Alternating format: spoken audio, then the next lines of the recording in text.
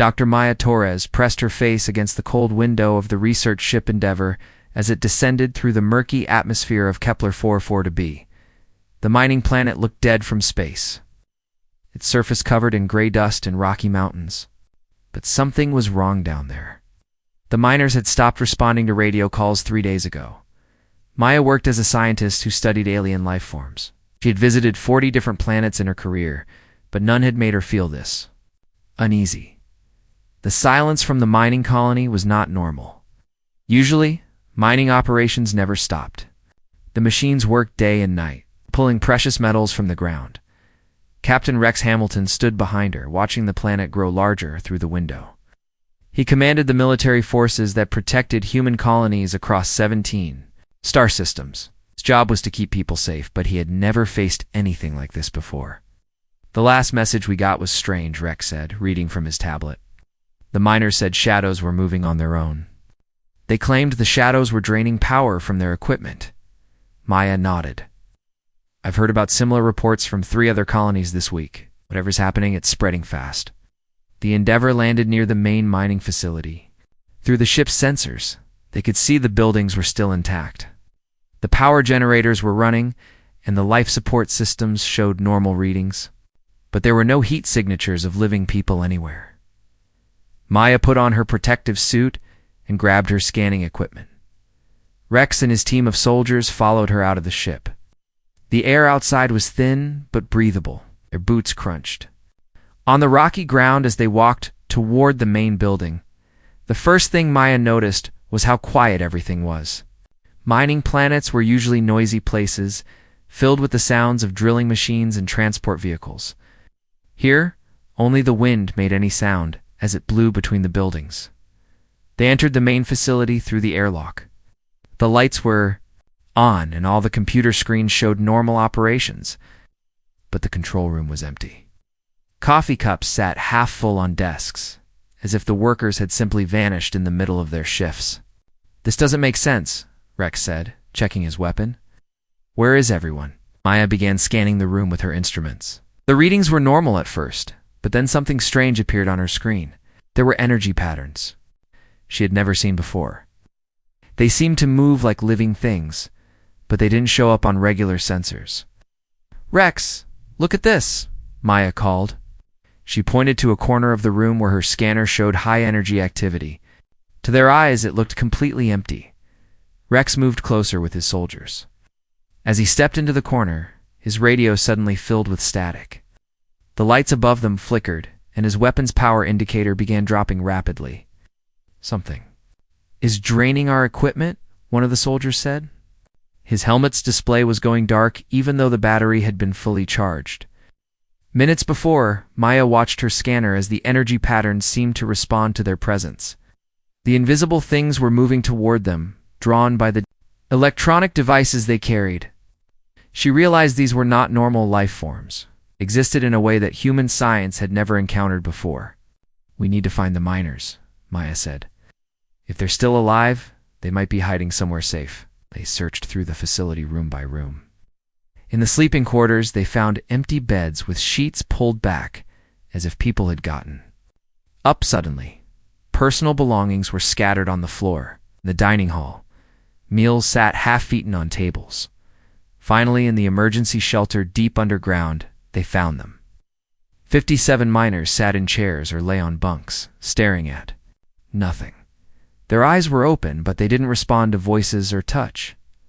They were breathing, and their hearts were beating. They seemed to be trapped inside their own minds. Dr. Morgan Lee, the colony's medical officer, was among them. Maya checked his vital signs with a handheld scanner.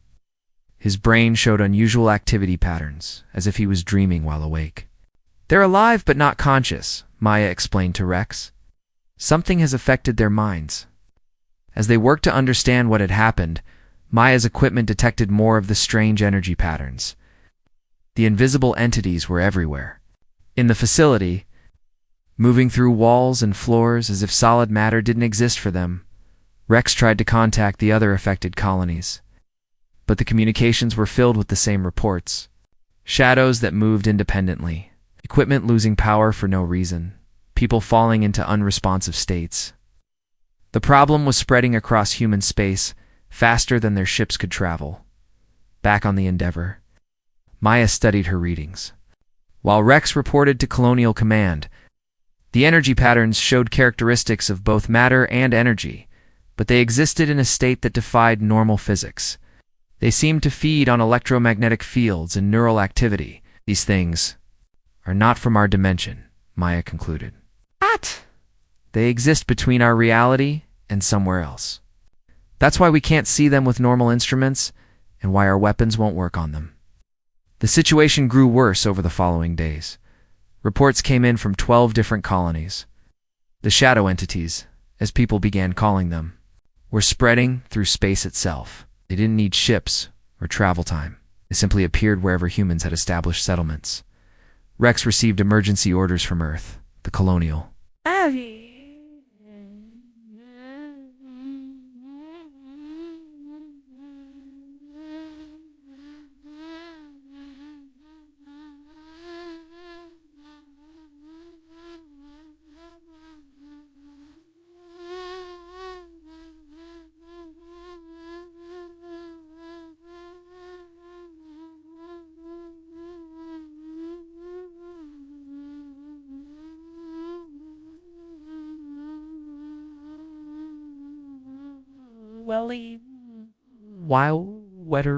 And weapon, but early attempts to fight the entities had failed completely.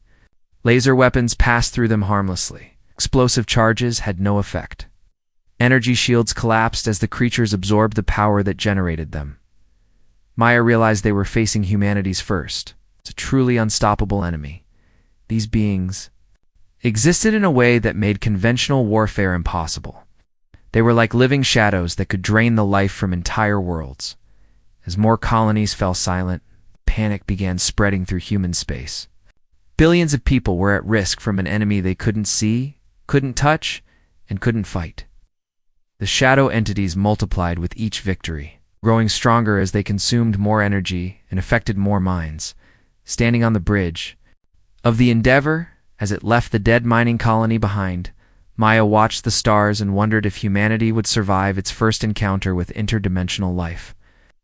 The shadows had declared war on human civilization, and so far, humanity was losing badly.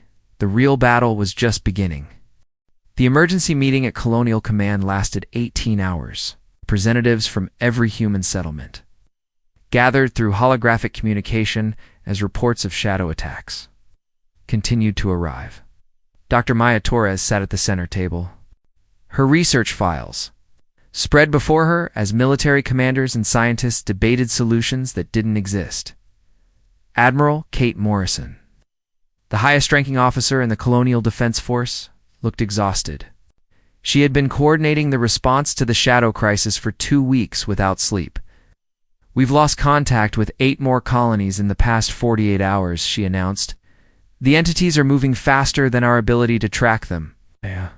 Had been studying the shadow creatures constantly since returning from the mining planet. Her team had developed new sensors that could detect the energy patterns. But understanding them was proving nearly impossible. The entities existed in multiple dimensions at the same time, which explained why normal matter couldn't interact. With them, they're not just random creatures, Maya explained to the assembled officers. They communicate with each other across vast distances instantly. When one group learns something, they all know it immediately. They're operating as a single, intelligent force. Commander Lisa Park, humanity's chief military strategist, leaned forward. "You're saying they're coordinated? This is an organized attack?" "More than that," Maya replied. "They're learning from each encounter. Every time we try a new weapon or defense, they adapt. Our electromagnetic pulse weapons worked for exactly 1 day before they became useless. The creatures absorbed the energy and became stronger." The holographic display showed a map of human space with red markers indicating affected colonies. The pattern was clear and terrifying. The shadow entities were systematically targeting every human settlement, moving from the outer colonies toward the more populated inner worlds. Captain Rex Hamilton had been trying different approaches with his military teams. "We attempted gravitational field generators on the colony at Titan 7, he reported. "The shadows simply passed through. the distorted space as if gravity didn't affect them. They even tried antimatter charges. They absorbed the energy release and multiplied. Dr. Alex Morgan, a neuroscientist who specialized in brain activity, has been studying the victims found in the affected colonies. The people who survived the shadow encounters show interesting patterns, he said. Their brain scans reveal that something is blocking normal neural pathways, but they're not brain dead. It's more like they're trapped in a dream state. Maya found this information fascinating. Are you saying the shadows affect human consciousness directly? Exactly, Alex replied. They seem to feed on the electrical activity in our brains, but some people show more resistance than others. I've been studying the survivors, trying to understand why some minds are harder for the entities to affect. The meeting continued as various experts proposed increasingly desperate solutions. Some suggested evacuating all human colonies and returning to Earth. Others wanted to try nuclear weapons despite the obvious risks. Few military commanders even proposed using biological weapons, though no one could explain how such weapons would affect interdimensional entities. Admiral Morrison finally called for order. We need practical solutions, not wild theories. Our people are dying, and we're running out of time. Lisa Park had been quiet during most of the meeting, studying tactical reports on her tablet. Now she stood and addressed the room. We're approaching. This wrong, she said. We're trying to fight these entities with conventional weapons in our dimension. But if they exist between dimensions, maybe we need to fight them on their own terms. What do you mean? Maya asked. I mean, we need to find a way to enter their dimensional space and engage them where they actually exist. Physical weapons won't work because we're not hitting their real forms. The room fell silent as people considered this idea. It sounded impossible, but everything they had tried so far had failed. The shadow entities were winning because humanity couldn't even touch them. Dr. Morgan spoke up. There might be a way to test this theory. Some of the survivors from shadow attacks have reported strange dreams.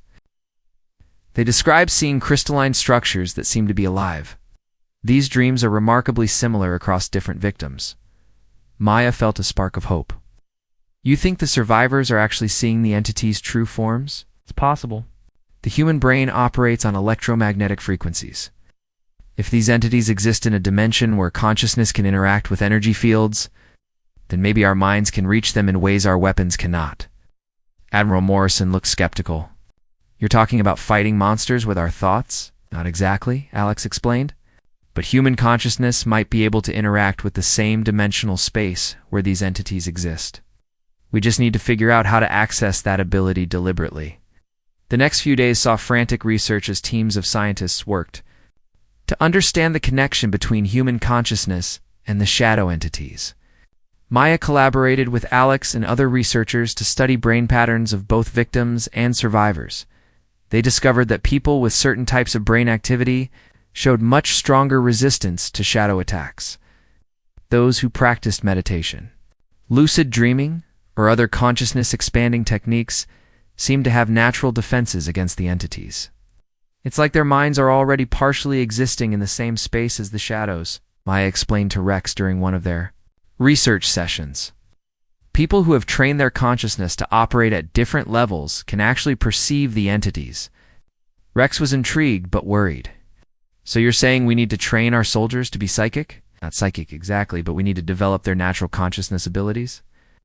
Every human brain has the potential to interact with quantum fields. Most people just never learn how to access it. The research team began recruiting volunteers for experimental consciousness training. The process was dangerous and difficult. Participants had to learn to alter their brain states through meditation while maintaining enough awareness to function in combat situations.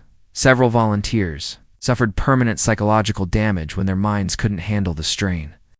But others showed remarkable progress. They began reporting that they could see the shadow entities as crystalline structures floating in a space that existed alongside normal reality. As word of the experiment spread, more volunteers came forward. Some were soldiers looking for any advantage against the entities. Others were civilians who had lost family members to shadow attacks. A few were people who had always felt different, as if they could sense things. Others couldn't, Maya realized they were discovering something fundamental about human consciousness that science had never understood. The ability to interact with other dimensions might be a natural part of human evolution that had been dormant until now. The Shadow Crisis was forcing humanity to discover abilities they never knew they possessed. The question was whether they could develop these abilities fast enough to save their civilization from the advancing darkness. Dr. Maya Torres hadn't slept properly in 3 weeks. Her research lab aboard the space station Harmony had become the center of humanity's desperate search for answers. Brain scan results covered every available surface, and the constant hum of analysis computers filled the air. She was close to something important. But the breakthrough remained just out of reach. The Volunteers for the Consciousness training program had grown to over 200 people. Some showed remarkable progress in perceiving the shadow entities, but many others suffered severe mental strain. Dr. Alex Morgan worked around the clock to develop safer training methods. But every day brought news of more colonies falling to the advancing shadows. Maya was studying brain scans from the latest group of survivors when she noticed something unusual. A woman named Beth Williams from the colony on Proximo 3 had been found conscious after a shadow attack, unlike most victims who fell into dreamlike states. Her brain scan showed patterns Maya had never seen before. "Alex, look at this," Maya called across the lab. Beth's neural activity during the attack is completely different from other survivors. Alex examined the readings on Maya's screen. Her REM sleep patterns are active even though she was awake during the encounter. It's like her brain was dreaming while she was conscious. But that's not the strange part, Maya continued. "Look at these quantum field fluctuations around her head during the attack. Her brain is actually affecting the electromagnetic environment around her." The implications were staggering. If human consciousness could influence quantum fields, then perhaps people could learn to interact with the shadow entities on their own dimensional level. Maya immediately contacted Beth for a detailed interview. Beth Williams was a maintenance engineer who had always been different from other people. She had experienced vivid dreams since childhood and sometimes felt like she could sense things before they happened. During the shadow attack on her colony, she had been able to see the entities as glowing crystal formations that moved through walls and floors. They looked beautiful and terrifying at the same time, Beth explained during the interview. Like living gemstones that were made of pure thought. I could feel them trying to enter my mind, but somehow I was able to push them away. Her to describe exactly how she had resisted the entities. Beth struggled to put the experience into words. "It wasn't like fighting with my body," she said. "It was more like standing firm with my mind. I imagined a bright light around me and refused to let the shadows inside. The harder I focused, the more solid the light became." Dr. Morgan ran more tests on Beth and discovered that her brain produced unusual electromagnetic patterns during deep concentration, when she focused intensely on visualizing protective barriers. Her neural activity created actual energy fields that the shadow entities seemed unable to penetrate. "This changes everything," Maya told Admiral Morrison during their next briefing. "Beth isn't just imagining these defenses. Her consciousness is directly manipulating quantum fields in ways we didn't think were possible." Admiral Morrison looked hopeful for the first time in weeks. "Can we teach other people to do the same thing?" "We're already trying," Alex replied. "But it requires a complete rethinking of how we understand human consciousness. Most people never develop these abilities because they don't know they exist." The research team immediately began intensive work with Beth and the other naturally gifted volunteers. They combined ancient meditation techniques with modern neurofeedback technology to help people access their latent consciousness abilities. The training was unlike anything attempted before. Participants learned to enter altered states of awareness while remaining fully functional. They practiced visualizing energy fields and discovered that focused mental effort could actually create measurable electromagnetic effects. Tom Bradley, a former soldier who had volunteered for the program, became the second person to successfully resist a shadow attack. During a controlled encounter with captured shadow entities, he was able to perceive their true forms and force them to retreat using focused mental energy. "It's like learning to use a muscle you never knew you had," Tom explained to other trainees. The shadows exist in a space that's partly mental and partly physical. When you extend your consciousness into that space, you can actually touch them. The breakthrough came when Maya realized that the shadow entities existed in the same quantum field that human consciousness could access. The creatures weren't truly interdimensional. They inhabited a layer of reality that existed between pure energy and physical matter, a space that human minds could learn to enter. "We've been thinking about this wrong," Maya announced to the research team. "The shadows aren't from another dimension. They exist in quantum space, the same realm where human thoughts can directly affect reality." Dr. Morgan was excited by this discovery. That explains why some people show natural resistance. Their consciousness already operates partially in quantum space. The training program expanded rapidly as more volunteers came forward. Military commanders, scientists, and civilians from across human space requested to join the consciousness development courses. The process was still dangerous, and not everyone could handle the mental strain. But success rates improved as training methods were refined. Commander Lisa Park volunteered for the advanced training, despite the risks. As humanity's top military strategist, she understood that conventional warfare had failed completely against the shadow entities. If consciousness-based combat was humanity's only hope, then she needed to understand it personally. The training pushed volunteers to their mental limits. They learned to maintain awareness across multiple levels of consciousness simultaneously. While their bodies remained in normal space, their minds extended into quantum fields where thoughts became weapons and willpower became armor. Maya watched the training sessions with amazement. Humans were developing abilities that seemed like science fiction just months before. People could perceive energy patterns invisible to instruments, influence electromagnetic fields through mental focus, and resist attacks that targeted consciousness itself. But the shadow entities were also adapting. As humans developed new abilities, the creatures became more aggressive and coordinated in their attacks. They seemed to understand that humanity was evolving beyond their ability to easily consume. First group of fully trained consciousness warriors, as they came to be called, prepared for deployment to active shadow zones. These 23 individuals represented humanity's best hope for fighting back against the entities that had terrorized human space for months. Maya felt both pride and fear as she watched them prepare. Humanity was discovering incredible abilities they never knew they possessed, but the shadow war was far from over. The real test would come when these consciousness warriors faced the entities in actual combat. The future of human civilization might depend on whether people could learn to fight with their minds as effectively as they had once fought with weapons.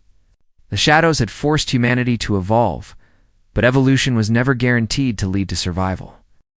The first deployment of humanity's consciousness warriors took place on the mining colony of Kepler-186f, where shadow entities had maintained control for 6 weeks.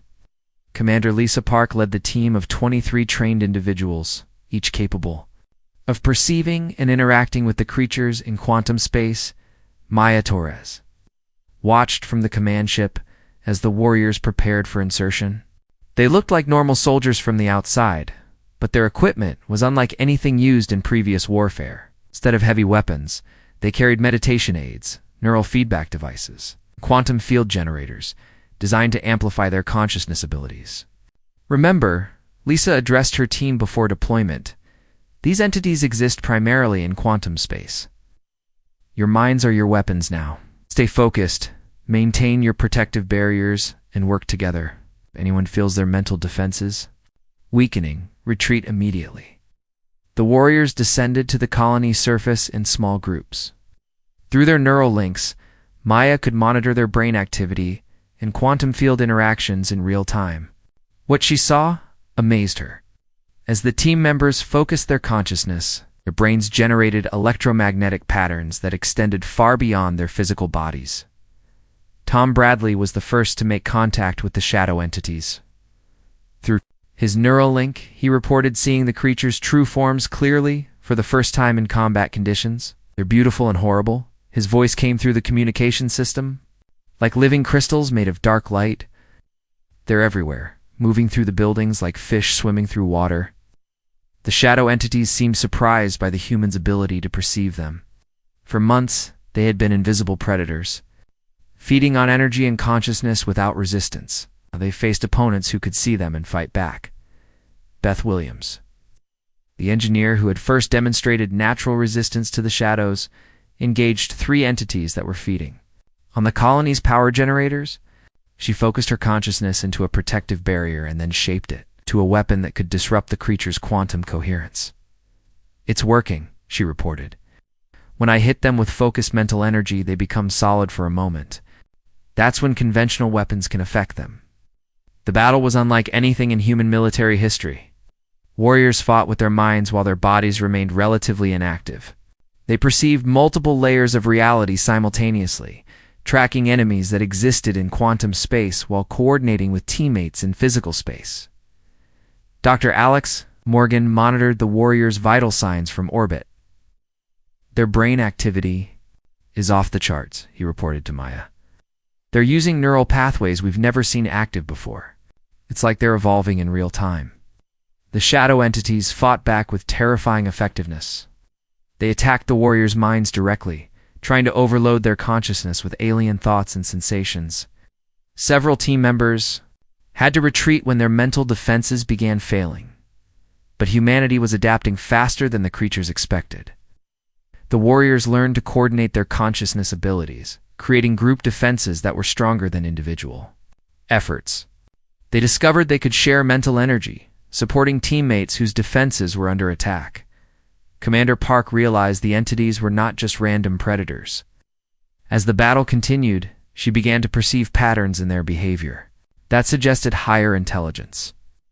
"Maya," she reported through her neural link, "these things are communicating with something else. I can sense transmissions going out into deep space every time we defeat one of them." The implication was chilling. The shadow entities were reporting back to some larger force, describing humanity's new abilities and resistance techniques. Whatever had sent these creatures was learning from the encounter. Over the next several hours, the consciousness warriors systematically cleared the colony of shadow entities. They developed new techniques for disrupting the creatures' quantum existence, forcing them into physical space where conventional weapons could destroy them. But victory came at a cost. 3 warriors suffered permanent psychological damage from the mental strain. 2 others experienced complete neural shutdown and had to be placed in medical care.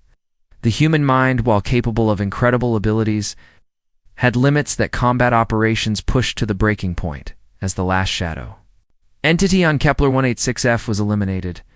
Maya received disturbing reports from other colonies. The entities were changing their tactics in response to humanity's new abilities. They're becoming more aggressive, attacking in larger groups and targeting the families of consciousness warriors. "They're learning from every engagement," Maya explained to Admiral Morrison during the post-battle briefing. "Each time we use our abilities against them, they develop countermeasures. This war is forcing both sides to evolve rapidly." The Consciousness Warrior program expanded dramatically following the successful liberation of Kepler 186f. Thousands of volunteers requested training, and new facilities were constructed to handle the demand. But training took months, and the shadow entities were adapting faster than new warriors could be prepared. Dr. Morgan made another disturbing discovery while studying brain scans from the latest battles. "The shadow entities aren't just feeding on our energy," he reported. "They're actually learning to mimic human consciousness patterns. Some of them are developing abilities similar to our warriors." This revelation changed everything. The shadow war was no longer simply about defending human colonies from alien predators. It had become an evolutionary arms race between 2 forms of consciousness-based life. Maya spent sleepless nights analyzing data from dozens of encounters. The shadow entities were definitely communicating with something in deep space, something that was directing their adaptation and evolution. Humanity was fighting the advanced scouts of a much larger force. "We need to understand what we're really facing," Maya told Rex during one of their strategy sessions. "These entities aren't just random creatures. They're part of something bigger. Something that sees humanity as either a threat or an opportunity." The next phase of the war began when long-range sensors detected massive quantum disturbances approaching human space. Whatever controlled the Shadow Entities was coming to investigate humanity's consciousness abilities personally. The real test of human evolution was about to begin. Commander Park assembled the most experienced consciousness warriors for intensive training. They would need abilities far beyond anything developed so far to face what was approaching. The shadow entities had been just the beginning of humanity's encounter with consciousness-based life forms, as reports of the approaching quantum disturbances spread through human space. Maya realized they were about to discover humanity's true place in a universe far stranger and more dangerous than anyone had imagined. The Shadow War had awakened something ancient and powerful, and it was coming to Earth. The massive quantum disturbance entered human space 6 months after the first shadow attacks began. Dr. Maya Torres watched from the bridge of the flagship Endeavour as sensors detected something that defied all understanding of physics. The approaching entity was larger than a planet, but existed primarily in quantum space, visible only through its gravitational effects on nearby stars. Commander, Lisa Park had spent months training the most advanced consciousness warriors for this encounter. Now, over 3,000 humans across 17 star systems could interact with quantum fields through focused mental effort, but none of them had ever faced anything like what was approaching. The quantum signatures are unlike anything we've seen from the shadow entities, Maya reported to Admiral Morrison. This thing exists across multiple dimensions simultaneously. It's like a living galaxy made of pure consciousness. The entity's arrival was preceded by changes in the shadow creatures themselves. Instead of attacking human colonies, they began gathering at specific locations throughout human space. Their behavior suggested they were preparing for some kind of massive coordinated event. Dr. Alex Morgan had been monitoring the consciousness warriors continuously, documenting their rapid evolution. Their abilities are still developing, he reported. Some of them can now manipulate matter at the molecular level through quantum field interaction. Others can perceive events happening light years away. Beth Williams, who had been among the first to resist shadow attacks, demonstrated abilities that seemed impossible even by the new standards of consciousness warfare. She could heal injuries by directing quantum energy into damaged tissue and could communicate telepathically across vast distances. It's like humanity is becoming something new, she explained to Maya during a training session. The more we use these abilities, the stronger they become. I can feel my consciousness expanding beyond what I thought possible. Captain Rex Hamilton coordinated the military response as the entity approached Earth's outer colonies. Traditional weapons were useless against something that existed primarily in quantum space. But the consciousness warriors might be able to establish communication or defense. The first contact came not through radio transmissions or physical encounter, but through direct consciousness interaction. Every trained warrior across human space simultaneously received the same mental impression, a vast intelligence examining their thoughts and abilities with curious interest. Maya felt the contact through her neural link to the warrior network. The entity's consciousness was ancient beyond human comprehension, but it communicated concepts rather than words. It had been observing the development of consciousness-based life throughout the galaxy for millions of years. The shadow entities, Maya realized, had not been invaders. They were a test, sent by this ancient intelligence to evaluate humanity's potential for consciousness evolution. Species that failed the test were left alone to develop naturally.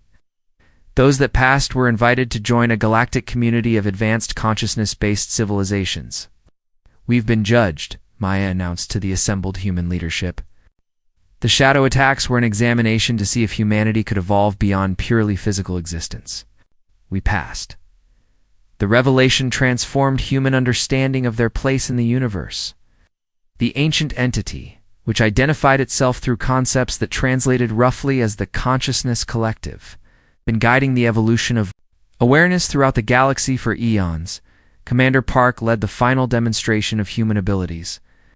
As consciousness warriors from across human space coordinated their mental efforts, together, they created quantum field disturbances that could be perceived across multiple star systems. The display of unified consciousness impressed the collective enormously. Through continued mental contact, the collective explained that humanity possessed a unique combination of individual creativity and group coordination that made them valuable potential members of the galactic consciousness community. Most species developed either individual or collective awareness, but rarely both. Humans can maintain personal identity while sharing consciousness experiences, the entity communicated. This balance is extremely rare and highly valued among consciousness-based civilizations. The collective offered humanity a choice. They could join the galactic community and learn from civilizations that had transcended physical limitations millions of years ago, or they could continue developing independently. With the collective's protection from other consciousness-based threats, Maya worked with the other human leaders to understand the full implications of this offer. Joining the collective would accelerate human consciousness evolution, but might fundamentally change what it meant to be human. Remaining independent would preserve human nature, but limit their access to advanced consciousness technologies. Dr. Morgan raised an important concern during the discussions. We need to be careful about losing our humanity in the process of evolution. Our consciousness abilities seem to be changing not just what we can do, but who we are. The debate continued for weeks as humanity struggled with the most important decision in their history. Some argued for accepting the collective's offer immediately, seeing it as humanity's destiny to transcend physical existence. Others worried about preserving human culture and identity. Beth Williams provided insight that helped resolve the debate. The abilities we've developed haven't made us less human, she pointed out. They've made us more than we were before. We're still the same people, just with expanded capabilities. Admiral Morrison made the final decision after consulting with representatives from every human colony.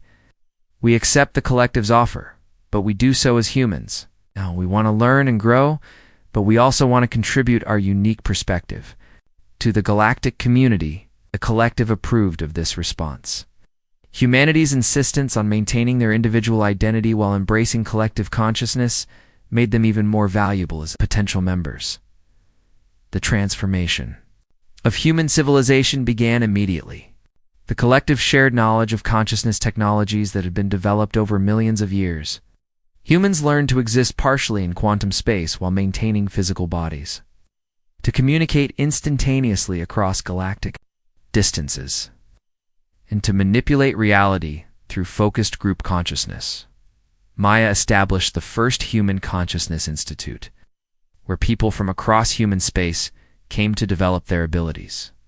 The institute became a bridge between traditional human science and the consciousness-based technologies of the collective, the shadow entities. Their testing purpose complete, departed human space to evaluate other developing species, but they left behind quantum field generators that would help humanity continue developing their consciousness abilities.